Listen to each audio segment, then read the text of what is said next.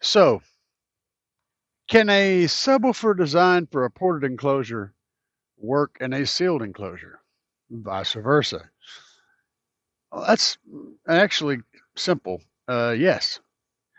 First of all, a subwoofer does not care what enclosure it's in as long as it's got the appropriate amount of air cushion.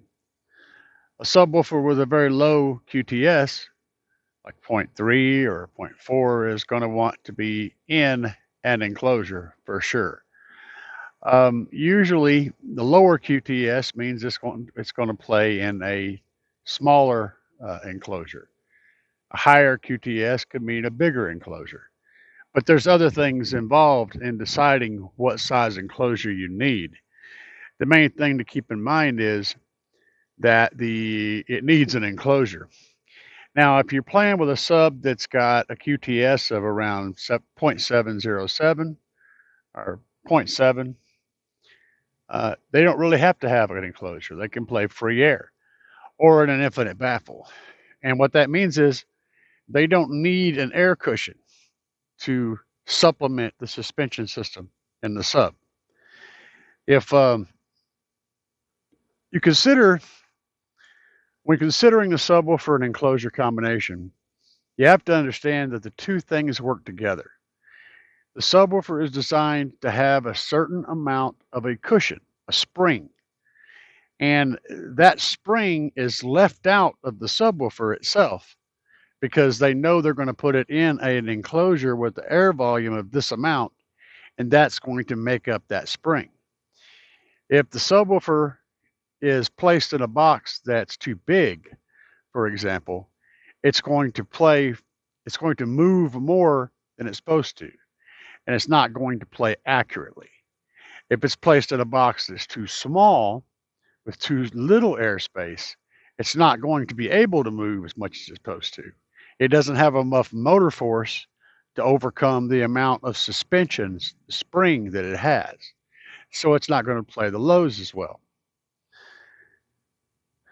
When a subwoofer is designed, it is specifically designed to have a certain amount of resistance to its movement added to it as a coupling with a box and a sub to make it perform properly. If you design a sub that doesn't need an air spring, which is done all the time, if you look at bass amplifiers for guitars and basses and guitar speakers and bass cabinets and things of that nature where the backs are often open or no back at all, those are all designed with a QTS of around 0.7. So they don't need an enclosure. So then you ask yourself, well, why do you even want an enclosure to begin with? Why not make them all that way? I've talked about this in my infinite baffle videos. You can, but the problem is you have to sacrifice a space where you don't have any bass, right? Well, you do, you have the negative bass from the other chamber. It's not easy to implement in a lot of scenarios. It's easier to design a subwoofer for a certain amount of restricted space than it is to design a subwoofer with an infinite amount of restricted space. And so the package deal works better. But the fact is, if you provide enough resistance of movement for that subwoofer via an enclosure that's, got a controlled amount of airspace inside of it, it will work fine with either ported or sealed. It doesn't matter as long as you've got the spring. Now, the difference between a ported and sealed enclosure, well, that's quite a few, but the differences in this particular scenario are the ported enclosure, while the output will increase around the port tuning, a little below, a little above, when you get way below the port tuning, the subwoofer will unload, meaning it no longer sees an enclosure. And that's because you're playing notes that's so far below the port tuning where the port is not acting as a restrictive passive radiator anymore. It's just a big hole. And when that happens, that subwoofer that was designed to work in a specific air volume is now working in an infinite baffle. And it just doesn't work. You can just damage and mechanically damage your subwoofer quite quickly by doing this. In a sealed enclosure, you're not going to run into that problem because it will never unload. Even if you're playing 10 hertz, that sealed enclosure is going to have the same amount of air resistance as it was at 30 hertz. So it's going to continue to play. So in all practical uses, a sealed enclosure is capable of playing much lower than a ported one is. Now, having said that, there comes a point to where your returns are diminished. A ported enclosure is going to give you twice as much output within a very narrow spectrum of frequencies.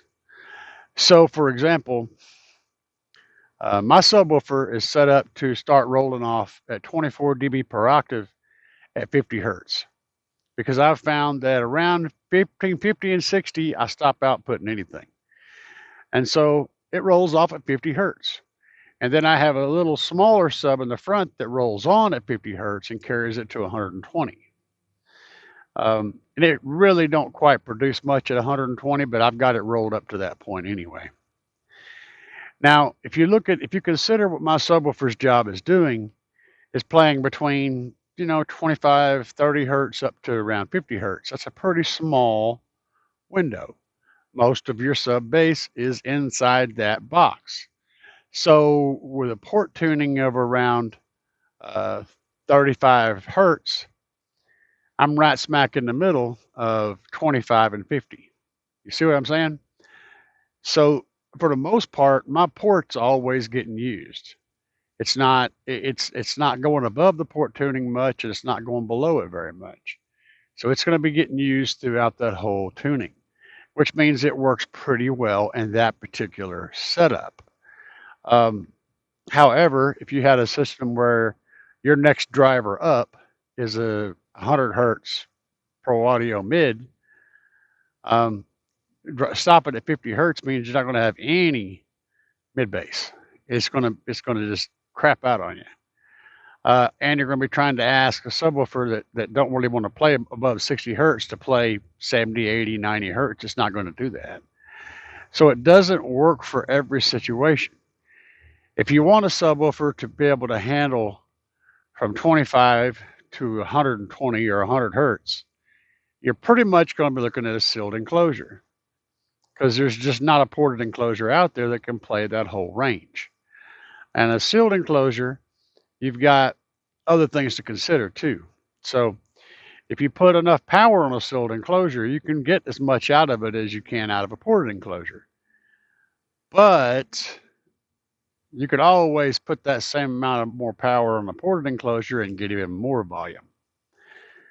Up to a point, of course, there is a limit to how much you're going to get, but you're always going to get more efficiency out of a port.